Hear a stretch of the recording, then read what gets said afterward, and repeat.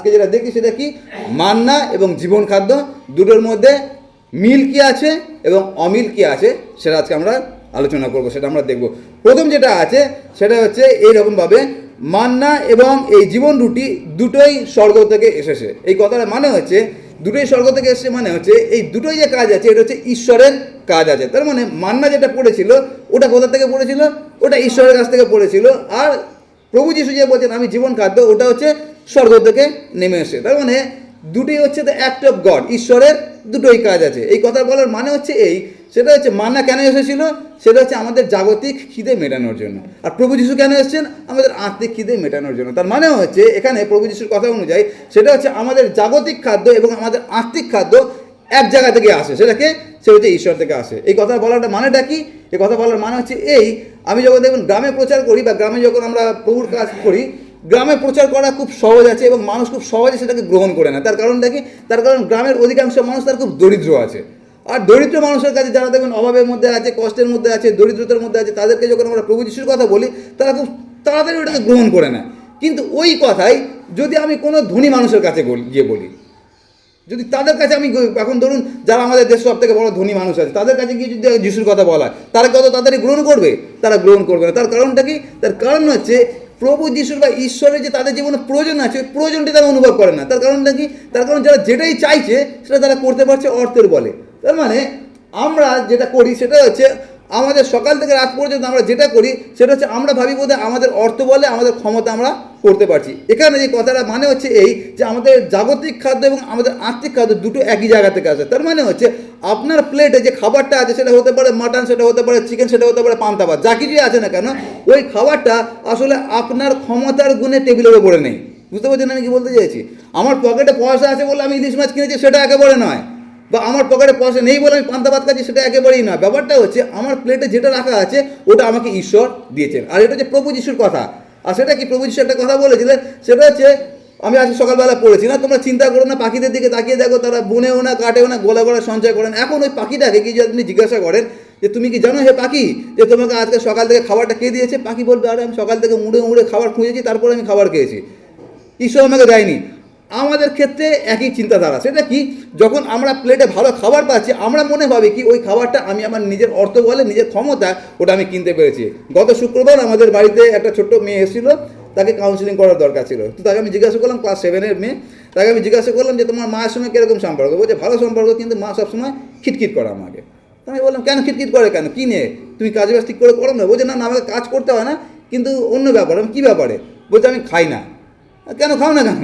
বলছে আমার খেতে ভালো লাগে না। তো আমি জিজ্ঞাসা করলাম কোন খাবার খেতে ভালো লাগে, কোনো খাবারের নামই বলতে পারলো না, কোনো কিছু খেতে তার ভালো লাগে না। তো তাকে আমি একটা কথা বলেছিলাম, আমি তাকে বলেছিলাম যে আজ থেকে তুমি এই কাজটা করো, তাহলে দেখবে তোমার সব খাবার ভালো লাগবে। তখন কি আমি ওকে বলেছিলাম যে যখন তোমার মা তোমাকে প্লেটে কোনো খাবার দিচ্ছে তুমি ভাববে না তোমার মা বাবা ওই খাবারটা তোমাকে দিয়েছে, তুমি ভাববে ওই খাবারটা তোমাকে ঈশ্বর দিয়েছে। আর যাকে আমি বলছি সে খ্রিস্টান না, সে যিশুকে জানে না, তাকে আমি এই কথা বলছি।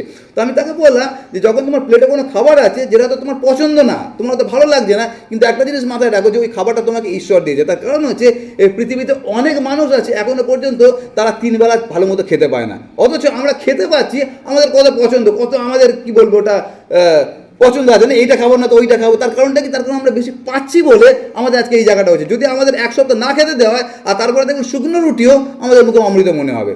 আর সেই জন্য আমরা প্রত্যেকে একটা জিনিস মনে রাখবো যে আমাদের টেবিলে যে খাবার আছে, সুন্দর সুন্দর খাবার আছে, যে ফল সাজানো আছে, ওটা আমার অর্থ বলে আসেনি, ওটা কে দিয়েছে আমাদেরকে, ওটা স্বয়ং ঈশ্বর আমাদেরকে দিয়েছে। এটা কেন আমি বলছি, যখন এটা আমরা মাথায় রাখি, যখন এটা মনে রাখি, সেটা আমাদের হৃদয়ের মধ্যে কৃতজ্ঞতা আনে। কি কৃতজ্ঞতা, যে প্রভু আজকে যে আমি ভালো খাবারটা খেতে পারলাম ওটা আমার ক্ষমতার গুণে নয়, ওটা তোমার অনুগ্রহে আমি খাবারটা পেলাম। আর সেই জন্য প্রথম যে মিলটা আছে সেই মিলটা কি, সেটা হচ্ছে দুটো খাদ্য, যেটা হচ্ছে জাগতিক খাদ্য এবং আত্মিক খাদ্য, দুটি হচ্ছে স্বর্গ থেকে আসে, দুটি আমাদেরকে স্বয়ং ঈশ্বর ওই খাদ্যটা যোগাচ্ছেন। আর সেই জন্য আমরা সবসময় এটা মাথায় রাখি যে আমাদের টেবিলে যে খাবারটা আছে ওটা ঈশ্বর আমাদেরকে দিচ্ছেন।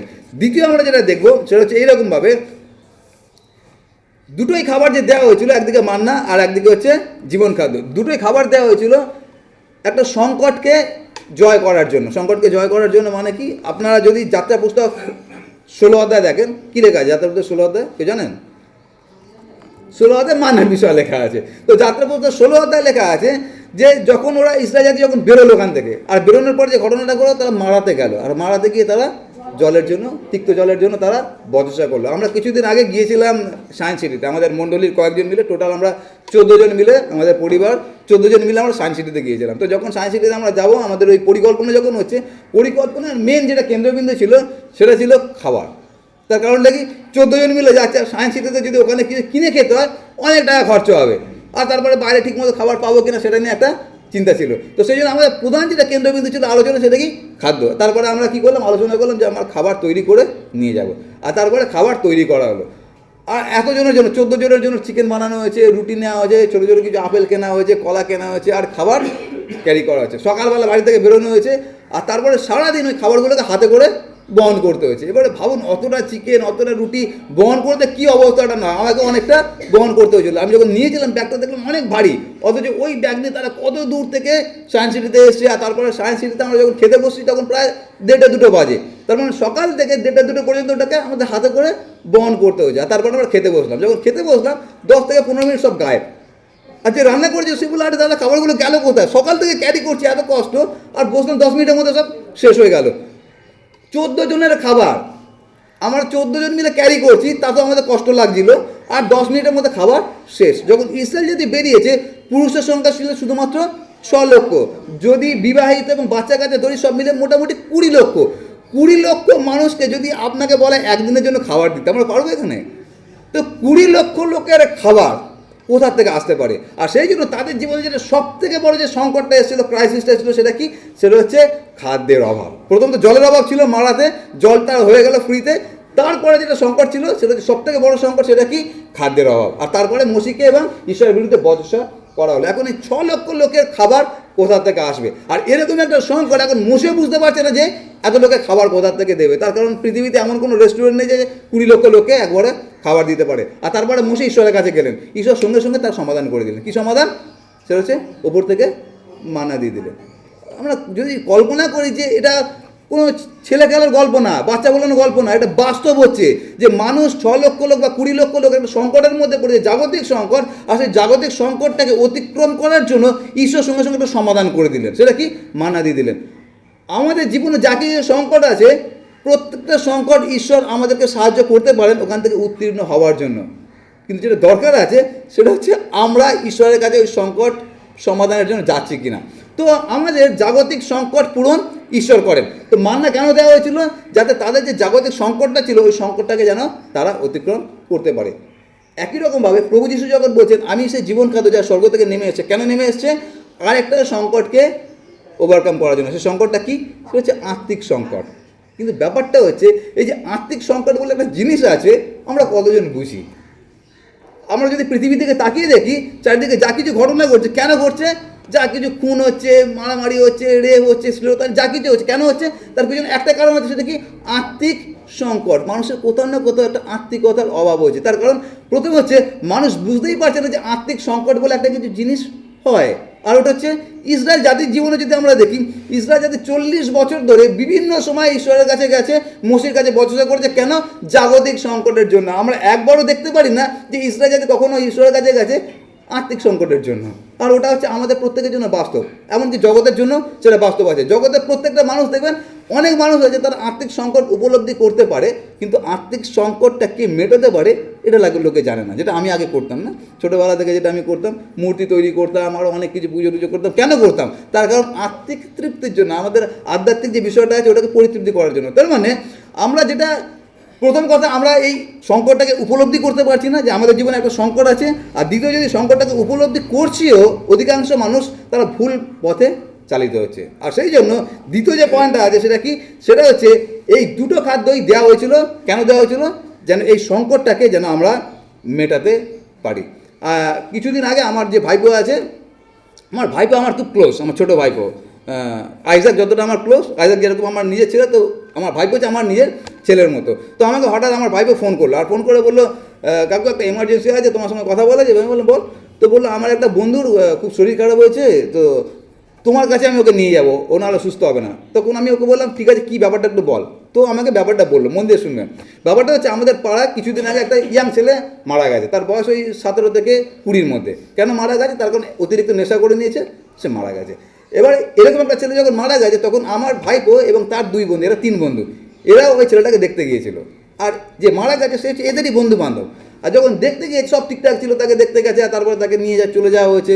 ওই তিনজনের মধ্যে একটা ছেলে, মানে আমার এই ভাইপোর যে একটা বন্ধু, তার ওই দেখার পর থেকে শরীর খারাপ হয়ে যায়। আর শরীর খারাপটা এরকম শরীর খারাপ হয়ে যায় তাকে হাসপাতালে ভর্তি করতে হয়। আর যখন হাসপাতালে ভর্তি করতে হয়, সে 2 দিন না 3 দিন হাসপাতালে ছিল। হাসপাতালে বিভিন্ন চিকিৎসা হয়েছে, অনেক কিছু হয়েছে, তাকে অনেক ইঞ্জেকশন দেওয়া হচ্ছে, কিন্তু কোনো কিছু ডাক্তার খুঁজে পেল না যে সমস্যাটা আসলে কী। আর তারপরে ডাক্তার তাকে শেষে তাকে ছেড়ে দিয়েছে। যখন ছেড়ে দিয়েছে সে বাড়িতে চলে এসেছে। আর বাড়িতে চলে আসার পর যে ঘটনাগুলো ঘটছে সেটা অস্বাভাবিক ঘটনা। আর সেই কারণে আমার ভাইপো তাকে আমার কাছে নিয়ে আসতে চাইছে। যে ঘটনাগুলো ঘটছে সেটা হচ্ছে এই, ওর মা যখন বাইরে গেছে একটা ব্লেড কোথা থেকে জোগাড় করছে হাত কাটবে। আর ও হাত কাটা ছেলে না, যারা নেশা করে তারা হাত কাটে। ভালো ছেলে, মানে খুবই ভালো ছেলে, পড়াশোনায় ভালো, একদম সভ্য ভদ্র ছেলে। সে ব্লেড নিয়ে সবে হাত কাটতে যাচ্ছে, সঙ্গে সঙ্গে মা ঘরে ঢুকে পড়েছে। আর তারপরে ওর টনক নড়ছে, আর আমি কী করতে যাচ্ছি, তখন ব্লেডটাকে ফেলে দিয়েছে। তারপরে ঘরে শুয়ে আছে, ফ্যানটার দিকে তাকিয়ে আছে। হঠাৎ মনে হচ্ছে যে ফ্যানের মধ্যে আমি গলায় দড়ি দিই বলে একটা দড়ি জোগাড় করছে, ফ্যানের মধ্যে ঝুলতে যাচ্ছে, তার মধ্যে মা ঢুকে গেছে। আর এই যে ঘটনাগুলো ঘটছে, অস্বাভাবিক ঘটনাগুলো, ছেলেটাও বুঝতে পারছে না যে আমার সঙ্গে হচ্ছেটা কি। তো এই আমার ভাইপোকে বলেছে যে আমার সঙ্গে ঘটনাগুলো ঘটছে, কী ঘটছে। তো আমার ভাইপো ও আমাকে খুব ভালোভাবে জানে। ও জানে কি, যদি আমি কাকুর কাছে নিয়ে আসি, কাকুর জন্য প্রার্থনা করবে আর সুস্থ হবে। আর ফুল কনফিডেন্ট নিয়ে আমাকে বললো এই কথাটা। তো আমি বললাম ঠিক আছে নিয়ে আয়। তারপর তাকে নিয়ে আসা হলো। আর যখন নিয়ে আসা হলো, সে আমার সামনে বসে বসে কথাগুলো বলছে, হ্যাঁ আঙ্কেল আমার এরকম হচ্ছে, মনে হচ্ছে ফ্যান দেখলে ফ্যানের মধ্যে ঝুলে যায়। আর আমি ফ্যানে ঝুলতেও গিয়েছিলাম, কিন্তু আমার মা চলে এসছে, হাত কাটতে গিয়েছিলাম, আমার মা চলে এসছে। তো এরকম একটা পরিস্থিতি, কী করবে বুঝতে পারছে না। আর তারপরে সে কিন্তু খ্রিস্টান না, যিশু আমাদের কিছু জানে না। আর তাকে আমি সরাসরি বাইবেল থেকে প্রচার করলাম। আর যখন বাইবেল থেকে আমি তাকে প্রচার করলাম, আর তারপরে তার মাথায় হাত দিয়ে আমরা দুজনে মিলে আমরা প্রার্থনা করলাম। আর তাকে আমরা বললাম যে আমরা ম্যাজিক ট্যাজিক কিছু জানি না, কিন্তু আমরা একটা জিনিস জানি, সেটা হচ্ছে যদি যিশু নামে আমরা প্রার্থনা করি, যিশু তোকে সুস্থ করতে পারে, কিন্তু তোকে যেটা করতে হবে বিশ্বাস করতে হবে। আর তারপরে সে বললো আচ্ছা আমি বিশ্বাস করছি। আর তারপরে সে সেখান থেকে চলে গেল। সেই ছেলে আজকে পুরো সুস্থ। আর তারপরে যে ঘটনাটা ঘটলো সেটা হচ্ছে আবার গত সপ্তাহে আবার আমার ভাইপো আমাকে ফোন করলো, কাকু আরেকটা সেম কেস এসছে। আরে তুই কি আমাকে এইসব মন্দ আত্মার কেসগুলো আমার কাছে নিয়ে আসবি নাকি? এবারে আরেকটা বাচ্চা মেয়ে, ওর তাকে আবার শুক্রবার নিয়ে এসেছিলো, একই কেস। সেটা হচ্ছে ও বাইরে বেরোতে পারছে না, স্কুলে যেতে পারছে না, পড়তে যেতে পারছে না। তার কারণ যেখানে যাচ্ছে মনে হচ্ছে ভূতে তাকে এটা করতে যাচ্ছে। তাকে আমি সে একই কথা বললাম। আর এই দুটো ঘটনা আপনাদের কেন বললাম, তার কারণ হচ্ছে মানুষ এইরকম যে পরিস্থিতির মধ্যে দিয়ে যাচ্ছে, কেন যাচ্ছে, তার কারণ হচ্ছে প্রত্যেকটা মানুষ বা অধিকাংশ মানুষ আজকে আর্থিক সংকটের মধ্যে আছে। আর আমি তাদের দুজনকে একটাই কথা বলেছিলাম, সেই কথাটা এই, সেটা হচ্ছে পৃথিবীতে দুটো শক্তি আছে, একটা মন্দ শক্তি আর একটা হচ্ছে ভালো শক্তি। এখন তুমি কোন শক্তিটা নেবে সেটা তোমার উপরে নির্ভর করে। ভালো শক্তিটাকে সেটা হচ্ছে জীবন খাদ্য, যার নাম প্রভু যীশু খ্রিস্ট। আর যদি জীবন খাদ্য তোমার ভেতরে থাকে, মন্দ শক্তি তোমার জীবনে কাজ করবে না। তার মানে হচ্ছে এই, সেটা হচ্ছে জগতের মানুষ সমস্যার মধ্যে দিয়ে যাচ্ছে, এইরকম সমস্যার মধ্যে দিয়ে যাচ্ছে, কিন্তু জগতের মানুষ বুঝতে পারছে না যে এই সমস্যার সমাধানটা আসলে কী, বা এই সমস্যার উৎসটা আসলে কী। উৎসটা হচ্ছে এই, সেটা হচ্ছে মানুষ হচ্ছে আর্থিকভাবে দুর্বল বা আর্থিকভাবে আজকে প্যারালাইটিক হয়ে আছে। আর সেটা হচ্ছে আমাদের প্রত্যেকের জন্য একটা বড় শিক্ষণীয় বিষয় আছে। আমরা যারা বিশ্বাসী আছি, আমরাও অনেক ক্ষেত্রে আর্থিকভাবে দুর্বল আছি। আর আর্থিকভাবে দুর্বল আছি বলেই দেখবেন অনেক সময় শয়তান আমাদেরকে আক্রমণ করে। আর এটা হচ্ছে একটা ভয়ানক বিষয় আছে। আর সেই জন্য আমরা এটা জিনিস মাথায় রাখি, সেটা হচ্ছে আমাদের ক্রাইসিসকে হ্যান্ডেল করার জন্য স্বয়ং জীবন খাদ্য আমাদের সঙ্গে সঙ্গে রয়েছে। আর যখন আমরা সেই জীবন খাদ্য খাই বা জীবন খাদ্য যখন আমাদের মধ্যে থাকে, তখন মন্দ আত্মা কখনোই আমাদের মধ্যে কাজ করতে পারে না। আর এই যে দুটোই ঘটনা বললাম, এমনকি গত শুক্রবার যখন আমরা ওই মেয়েটার জন্য প্রার্থনা করছিলাম, ওই মেয়েটাকে আমি একটাই কথা বলছিলাম যে আমরা যে প্রার্থনা করতে যাচ্ছি, ওই প্রার্থনাটা কোনো মন্ত্র না। তার কারণ হচ্ছে আমরা যে পরিবেশটায় থাকি, ওটা পুরোপুরি একদম অন্য একটা প্রতিমাকে নিয়ে একটা মত্ত পরিবেশ আছে। তো যদি আমি তাকে না বললে প্রার্থনা করি, ভাবে বোধহয় আঙ্কেল কোনো মন্ত্র বলে, সেই মন্ত্র আমাকে সুস্থ করেছে। তো আমি তাকে বললাম যে আমরা যেটা প্রার্থনা করি, প্রার্থনাটা কী, সেটা হচ্ছে তুই তোর বাবার সঙ্গে যেরকমভাবে কথা বলিস, তো আমি আমার বাবার সঙ্গে কথা বলতে যাচ্ছি তোর জন্য, এবং তুইও সেই একই কথা করতে পারিস। আর সেইটা হচ্ছে আমাদের জন্য প্রার্থনা। যখন প্রার্থনা করলাম আর আমরা বললাম যে যিশু তোকে সুস্থ করতে পারে, আর তারপরে সেই মেয়েটা গতকাল তার মাকে নিয়ে, তার ভাইকে নিয়ে আমাদের বাড়িতে আসলো। আর যে গিফটটা নিয়ে আসলো, দারুণ একটা গিফট, আপনারা কল্পনা করতে পারবেন না আমাদের জন্য যে কৃতজ্ঞতার গিফটটা এনেছিল সেটা কী ছিল। সেটা হচ্ছে আমাদের জন্য এনেছিল কি জানেন, 1 প্যাকেট ফুচকা। তার কারণ হচ্ছে এদের ব্যবসায়ী হচ্ছে ফুচকার ব্যবসা আছে। আর তারপরে কালকে যখন এসছে, কালকে তার মা স্বর্ণকে বলছে যে আমার ছেলে মেয়েকে আপনি একটু দেখুন। কেন এই একটু দেখুন, তার পিছনে একটা বড় কারণ আছে। তার কারণ আমাদের এই পরিবেশটা, ওর মা জানে যদি এই পরিবেশে আমার ছেলে মেয়ে বড় হয়, প্রত্যেকে বিপদে যাবে। কিন্তু এরা, এই যে মানুষটা আছে, এই যে পরিবারটা আছে, এই পরিবারটা সবার থেকে ভিন্ন আছে। তার কারণটা কি? তার কারণ এই পরিবারে একজন আছে যে নিজেকে বলেছে আমি সেই জীবন খাদ্য, যে তোমাদের আর্থিক খাদ্য বা আর্থিক পরিতৃপ্তি করার জন্য এসেছি। আর সেই জন্য আমরা যেখানে থাকি আমাদের ওই বাড়িটা যেন মানুষের কাছে একটা জীবন খাদ্য যেন আকর হতে পারে, যেন মানুষ জানতে পারে যে এই বাড়িতে যখন যাব তখন যে খাদ্যটা পাবো, যেই খাদ্য আমি জগৎ থেকে কখনো পাবো না। আর আমি ঈশ্বরকে ধন্যবাদ দিই যে আমাদের ওই এলাকাতে এখন আলোড়ন পড়ে গেছে যে এই যে টেকোলোকটা, এর মধ্যে কি আছে জানি না, যখন এর কাছে আমরা যাই এ প্রার্থনা করে সুস্থ হয়। আমি সবাইকে একই কথা বলি যে আমরা কোনো ম্যাজিক জানি না, আমরা খালি একটা জিনিস জানি, যিশুর নামে প্রার্থনা, আর ঈশ্বর সেটা সুস্থ করছেন। তার কারণটা কি? তার কারণ প্রভু যিশু বলেছেন আমি সেই জীবন খাদ্য জগৎকে জীবন দেওয়ার জন্য এসেছি। আর সেই জন্য আমাদের প্রত্যেকের জন্য একই কথা প্রযোজ্য আছে, সেটা হচ্ছে জগতের অধিকাংশ মানুষ আজকে আর্থিক ক্রাইসিসের মধ্যে দিয়ে যাচ্ছে। আর সেই ক্রাইসিসকে সমাধান করার জন্য প্রভু যিশু অলরেডি 2000 বছর আগে সমাধান বের করে দিয়ে গেছেন। কিন্তু সমস্যাটা হচ্ছে কি? এক হচ্ছে জগৎ জানে না যে এই সমস্যার সমাধানটা কী। যখন এই দুজনকে আমি বলেছিলাম তারা গ্ল্যাডলি আনন্দ সহকারে এটাকে গ্রহণ করেছিল। আর দ্বিতীয় যেটা হচ্ছে সেটা হচ্ছে আমরা জগৎকে জানান দিতে পারছি না। কি জানান দিতে পারছি না? যে আমরা একটা খাদ্যের খোঁজ জানি, যে খাদ্যটা তুমি যদি খাও তোমার যা কিছু যে সমস্যাগুলো আছে, যেগুলো শয়তানের কাজ, সেগুলো তোমার জীবন থেকে দূর হয়ে যাবে। আর সেই জন্য আমরা যেন সে আর্থিক খাদ্যের খোঁজ যেন জগতের মানুষকে দিতে পারি। সুতরাং 2 নম্বর হচ্ছে আমরা মিল দেখলাম। 3 নম্বর যেটা আছে সেটা হচ্ছে এইরকমভাবে এই দুটো খাদ্যই গ্রহণ করার জন্য কিছু করণীয় আছে। এই কথাটা মানেটা কি? এই কথাটা মানে হচ্ছে যাত্রা পুস্তক 16 অধ্যায়, আপনারা যদি দেখেন, আমি আপনাদের জন্য পড়বো যাত্রা পুস্তক 16 অধ্যায়, আর আমি একটা পদ শুধু পড়বো। এখানে লেখা আছে 15 পদ, 16 অধ্যায় আর 16 পদ লেখা আছে, উহারই বিষয় সদাপ্রভু এই আজ্ঞা দিয়েছেন, তোমরা প্রত্যেকজন আপন আপন ভোজন শক্তি অনুসারে, তারপরে লেখা আছে তাহা, কি কি লেখা আছে জোরে পড়বেন দিদি? পুরো লেখা আছে না? ওকে, ভেরি গুড। এই কথাটা মানে হচ্ছে সেটা হচ্ছে যখন ইসরায়েল যাতে কান্নাকাটি করেছিল খাবারের জন্য, তারপর ঈশ্বর তাদেরকে বলেছিলেন খাবার আমি তোমাদেরকে দেবো। কীভাবে দেবো? সেটা হচ্ছে আকাশ থেকে খাবার করবে। আর অনেক বাইবেল বিশেষজ্ঞ বলছে যখন মান্না পড়তো, পড়ার আগে দুটো ঘটনা ঘটতো। কি? এক হচ্ছে বাতাস এসে পুরো ফ্লোরটাকে, মেঝেটাকে পরিষ্কার করে দিয়ে চলে যেত, তারপর শিশির পড়তো, পুরো পরিষ্কার করতো, তারপরে মান্না পড়তো। কেন? যাতে ওটা পরিষ্কার থাকে। এটা হচ্ছে ঈশ্বরের কাজ। আর তারপরে যখন মান্নাটা পড়তো, পড়ার পরে ইসরায়েল জাতিকে একটা কাজ করতে হতো। কী করতে হতো? সেটা হচ্ছে হয়তো ঘুমাচ্ছে, ঘুম থেকে উঠতে হতো, তাঁবু থেকে বেরোতে হতো, বেরিয়ে সেটাকে কোড়াতে হতো। আর কতটা কোড়াতে হতো? 1 ওমর, ওখানে পরিমাণ দেওয়া আছে, 1 ওমর একজনের জন্য কোড়াতে হতো। এখন ভাবুন আমার মতো যদি অলস মানুষ আছে, কেন আমাকে আমার শ্বশুরমশাই মেয়ে বলে আমি খুব অলস আছি, আমার কাছে সব থেকে যেটা প্রিয় হচ্ছে সেটা হচ্ছে আমার বিছনা আছে। এখন আমি জানি যে আমার ঘরের বাইরে মান্না পড়ে আছে, কিন্তু আমি ঘরে শুয়ে আছি, আমি উঠবো না। কেন উঠবো না? আরে আমি প্রভুর দাস আছি, আমি প্রচার করে বেড়াচ্ছি, খাবারটা মুখের সামনে কেন আসবে না? আমি বাইরে বেরোবো না। তার মানে খাবারটা যদি খেতে হয় আমাকে উঠতে হবে, আর শুধু উঠতে হবে না, আমাকে বাইরে যেতে হবে, আর শুধু যেতে হবে না, আমাকে ওটা কোড়াতে হবে, গ্যাদার করতে হবে, তারপরে আমি খেতে পারবো। তার মানে জাগতিক খাবার ঈশ্বর আমাদের জন্য প্রস্তুত করে রেখেছেন, কিন্তু সেইটা আমাদেরকে কালেক্ট করতে হবে। আকাশের পাখিদের দিকে তাকিয়ে দেখো, তারা বনেও না, কাটেও না, গোলা করে সঞ্চয় করে না, কিন্তু স্বর্গস্থ পিতা তাদেরকে আহার দেন। কীভাবে দেন? তাদের বাসায় গিয়ে খাবার ফেলে দেন? বাসায় গিয়ে খাবার পেলে না, তাদেরকে উড়ে উড়ে খাবার খুঁজতে হয়। আমরা যে উড়ে উড়ে খাবার খুঁজছি, তার মানে এই না যে আমরা উড়ে উড়ে খাবার খুঁজছি। ঈশ্বর আমাদের জন্য ওটা প্রস্তুত করে রেখেছেন, আর ওটাকে কালেক্ট করার জন্য, ওটাকে গ্রহণ করার জন্য আমাদের কিছু করণীয় আছে। ওই জন্য বাইবেল আমাদেরকে দারুণ শিক্ষা দেয়, সেটা হচ্ছে যে অলস সে খাবারও না খাক। আর সেই জন্য বাইবেল বা আমাদের যে বাইবেলের যে শিক্ষা আছে সেখানে অলসতার কোনো জায়গা নেই। আর সেই জন্য আমরা বাইবেল কলেজে একটা গান গাইতাম, সেটা হচ্ছে অলসতা আমার থেকে পালিয়ে যায়। তার কারণ অলসতা যদি থাকে তাহলে আমরা প্রভুর কাজ কখনো করতে পারবো না। সুতরাং জাগতিক খাদ্য খাওয়ার জন্য আমাদের করণীয় আছে, একই রকমভাবে আত্মিক খাদ্য খাওয়ার জন্য আমাদের করণীয় আছে। সেই করণীয়টা কি? সেটা হচ্ছে যত লোক তাকে বিশ্বাস এবং গ্রহণ করিল সকলকে তিনি ঈশ্বর সন্তান হবার অধিকার দিলেন। আর প্রভু যিশুকে যখন জিজ্ঞাসা করা হয়েছিল যে আত্মিক খাদ্য আমরা কীভাবে পেতে পারি, তখন প্রভু যিশু বলেছিলেন 29 পদে 6 অধ্যায় যখন লিখিত সুসমাচার, আর সেখানে বলা হয়েছে শুধু এই কাজটাই করো। সেটা কি? তোমরা আমাকে বিশ্বাস করো। কি বিশ্বাস করো? যে আমি হচ্ছে সে জীবন খাদ্য, স্বর্গ থেকে তোমার জন্য আমি নেমে এসেছি। কিন্তু ওটাই আমরা করতে পারছি না। আর সেই জন্য 3 নম্বরটা কি? 3 নম্বরটা হচ্ছে যে দুটোই খাদ্য পাওয়ার জন্য আমাদের কিছু করণীয় আছে। জাগতিক খাদ্য পাওয়ার জন্য করণীয় আছে এবং আত্মিক খাদ্য খাওয়ার জন্য আমাদের কিছু করণীয় আছে। আর সেই করণীয়টা কি? সেটা যেন আমরা যীশু খ্রিস্টতে যেন বিশ্বাস করি।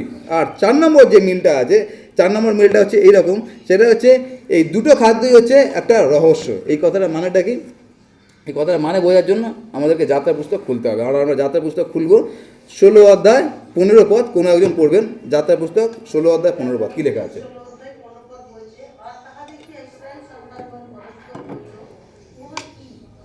আরেকবার পড়ুন। হ্যাঁ, 15 পদ থেকে, একদম শুরু থেকে পড়ুন। হ্যাঁ হ্যাঁ,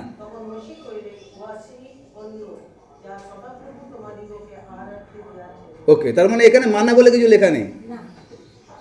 পুরো 16 অধ্যায়টা দেখবেন মানা বলে কিছু লেখা আছে, বাড়িতে গিয়ে পড়বেন।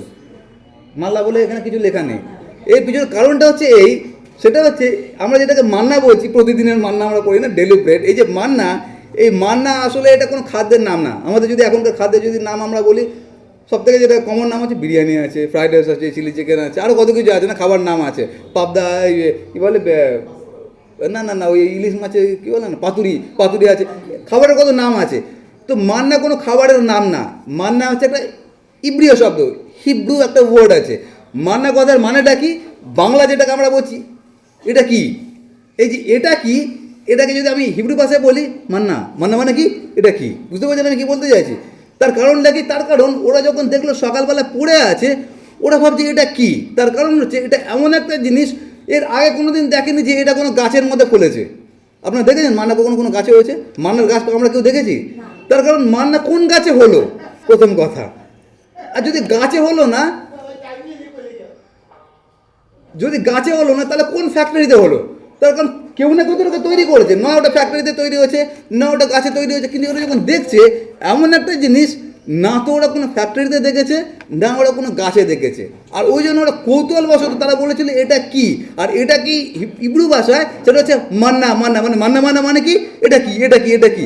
আর ওই এটা কিটাই আজকে আমাদের কাছে নাম হয়ে গেছে কি, মান্না। কিন্তু মান্না ওটা কোনো খাবারের নাম না। খাবারটা কিরকম ছিল, ছোটো ধনিয়া বীজের মতো, আর খেতে খুব সুস্বাদু লাগে, মনে হচ্ছে একদম তেলে ভাজা, মনে হালকা মতো বাটার দেওয়া আছে, দারুণ একটা টেস্ট একটু লাগে। সুতরাং এটা কি, তার মানে হচ্ছে এইটা এমন একটা জিনিস যে এর আগে আমরা কোনোদিন দেখিনি, এর পরে আমরা কোনোদিন দেখতে পারবো না। তার কারণ এর কোনো গাছ হয় না, এর কোনো মেশিন হয় না এটাকে তৈরি করার জন্য। তার থেকেও বড় কথা কি, সেটা হচ্ছে মোশি তাদেরকে বলেছিল যে তোমরা 6 দিন এটাকে করাবে, জানেন তো, 6 দিন ওটাকে করাবে, সপ্তম দিনে তোমরা করাবে না। তার কারণটা কি, সপ্তম দিন হচ্ছে বিশ্রামবার। আর মোশি আরেকটা কথা বলেছিলেন, এটা মোশি বলে, ওটা ঈশ্বর বলেছিলেন, প্রত্যেক ব্যক্তি তার নিজের জন্য 1 ওমর করাবে, তার থেকে বেশিও করাবে না, তার থেকে কমও করাবে না। কিন্তু ইসরায়েল জাতি হচ্ছে আমাদের মতো, বা আমরা হচ্ছে ইসরায়েল জাতির মতো, সেটা হচ্ছে আমাদের পেট ভরে তো চোখ ভরে না।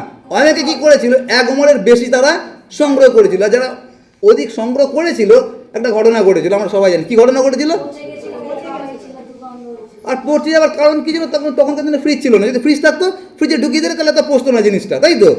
যেহেতু ফ্রিজ নেই, ওই জন্য যেই সূর্য অস্ত গেছে সঙ্গে সঙ্গে পচে গেছে, এটা আমরা সবাই জানি। কিন্তু তারপরে একটা এখানে জিজ্ঞাসা চিহ্ন আছে। জিজ্ঞাসা চিহ্ন হচ্ছে এই, সেটা হচ্ছে মোশি বলেছিলেন তোমরা সপ্তম দিনে করাবে না, তাহলে সপ্তম দিনে কি তোমরা অনাহারে থাকবে? তাহলে 6 দিনে, ষষ্ঠ দিনে যদি পরের দিনের জন্য কুড়িয়ে রাখে, সেটা কেন নষ্ট হলো না? বুঝতে পারছেন আমি কি বলতে চাইছি? বাকি 5 দিন যদি তারা বেশি কুড়িয়েছিল, সেটা নষ্ট হয়ে গেছিল। কখন নষ্ট হয়ে গেছিলো? দুপুরের খাবার পরে সেটা নষ্ট হয়ে গেছে। অথচ ষষ্ঠ দিনে পরের দিনের জন্য কুড়িয়ে রেখেছে, মানে প্রত্যেক ব্যক্তির জন্য 2 ওমর করে তুলে রেখেছে, অথচ সেটা নষ্ট হলো না। কী করে হতে পারে?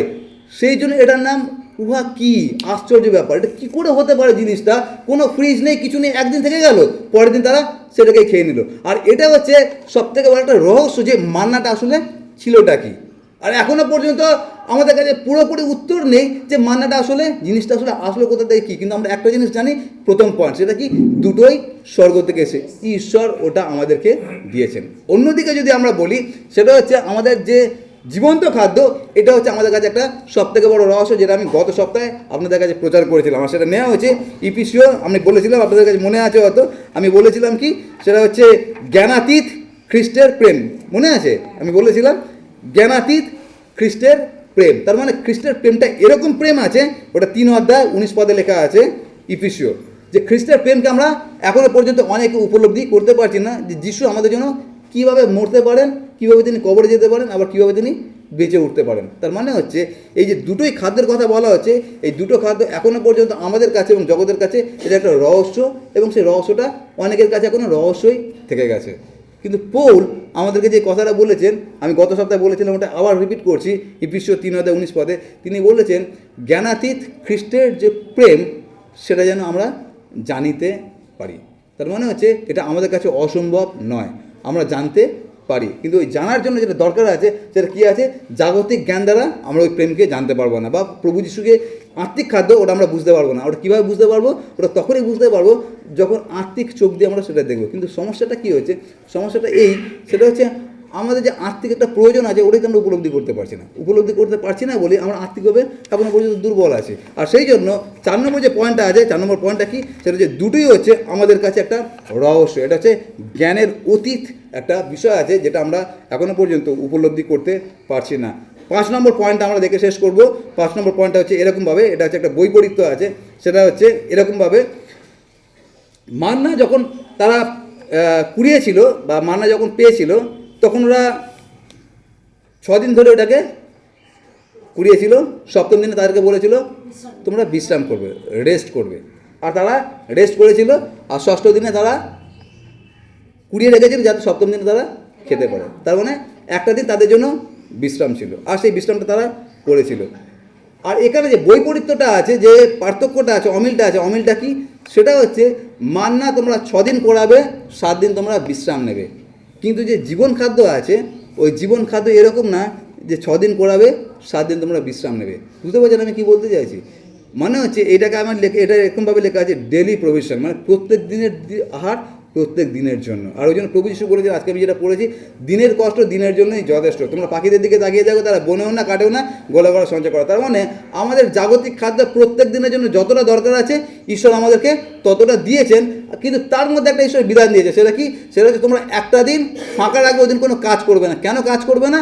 যেন ওই দিন তুমি আত্মিক খাদ্যটা বেশি করে খেতে পারো। তার মানেটা কি? তার মানে হচ্ছে তোমরা 6 দিন জাগতিকতার পিছনে দৌড়াও সকাল থেকে রাত পর্যন্ত, সোমবার থেকে শনিবার পর্যন্ত। কিন্তু একটা দিন রবিবারটা তোমরা বাবা আমার গৃহে আসো। কেন? কেন আমি আত্মিক খাদ্য রেডি করে তোমাদের জন্য বসে আছি, যেন তোমাদেরকে খাওয়াতে পারি। কিন্তু আমাদের অবস্থা দেখুন, এখন আজকে দেখুন কতগুলো চেয়ার খালি আছে না? শুধু আমাদের কথা বলছি না, সারা পৃথিবীতে দেখুন, আমি বিশ্বাসীদের কথা বলছি, অবিশ্বাসীদের কথা বলছি, তারা তো জানে না।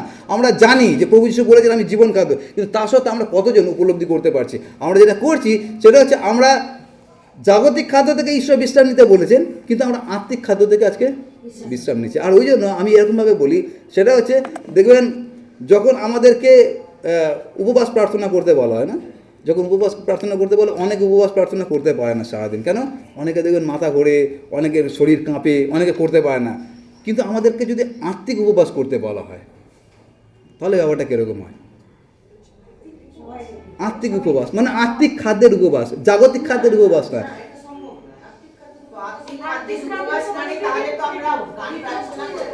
কিন্তু আমরা তো ওটাই করছি।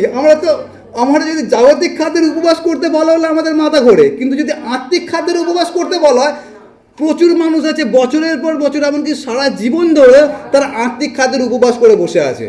তারা জানেই না যে যিশু আসলে জিনিসটা কি। আমি খ্রিস্টান আছি, কিন্তু যিশু যে জীবন খাদ্য সেটা আমরা জানি না। আর সেই জন্য আমি বলি কি, যে যখন আমরা জাগতিক খাদ্যের উপবাস করি, কেন করি? যাতে আমি আত্মিক খাদ্য বেশি করে খেতে পারি। বুঝতে পারছেন আমি কি বলতে চাইছি? আর ওটাই হচ্ছে উপবাস। উপবাস কেন? যাতে ঈশ্বরের সঙ্গে আরও ঘনিষ্ঠভাবে সম্পর্ক রাখতে পারে। তার মানে জাগতিক খাদ্যের উপবাস মানে হচ্ছে আত্মিক খাদ্য বেশি খাওয়া, আর আত্মিক খাদ্যের উপবাস মানে জাগতিক খাদ্য বেশি খাওয়া। আর জাগতিক খাদ্য বেশি খাওয়া মানেই হচ্ছে মাংসের অভিলাষ, চক্ষুর অভিলাষ, জীবিকার দর্প, আর তারপরে লোকলিখিত সুসমাজের 16 অধ্যায় লেখা আছে ধনী ব্যক্তি এবং লাসার, ওটা হচ্ছে পরিণতি। আর সেই জন্য আমাদের যে হ্যাবিচুয়েটটা আছে, আমরা যেটা অভ্যস্ত আছি, সেটা লেখা আছে ইব্রিয় 10 অধ্যায় 25 পদ। এটা আমরা দেখে শেষ করবো। ইব্রিয় 10 অধ্যায় 25 পদ পড়বেন। কী লেখা আছে? হ্যাঁ বলুন, পড়ুন।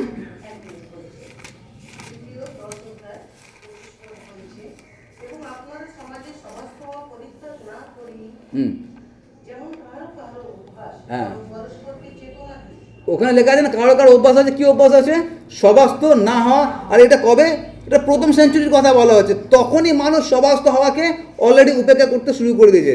যেহেতু ঈশ্বর বলেছিলেন যে 6ষ্ঠ দিনে তোমরা বিশ্রাম করো, তো আমরা বিশ্রামের উল্টো ব্যাখ্যা করে দিয়েছি। সেটা কি?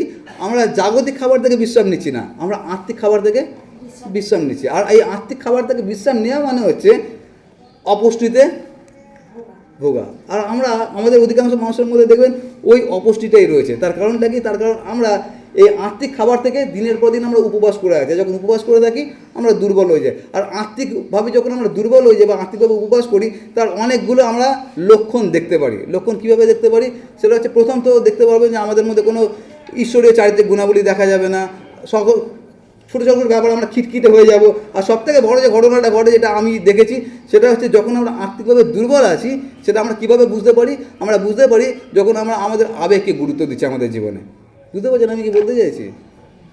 যখন আমরা আমাদের আবেগকে গুরুত্ব দিচ্ছি, কেন আমরা আবেগকে গুরুত্ব দিচ্ছি? তার কারণ আমরা আর্থিকভাবে দুর্বল আছি। যদি আর্থিকভাবে আমি সবল থাকি, তাহলে আমি আবেগের কথা না শুনে আমি আত্মার কথা শুনবো। আর সেই জন্য অনেক সময় আমরা আত্মার বশে চলি না, আমরা কিসের বশে চলি?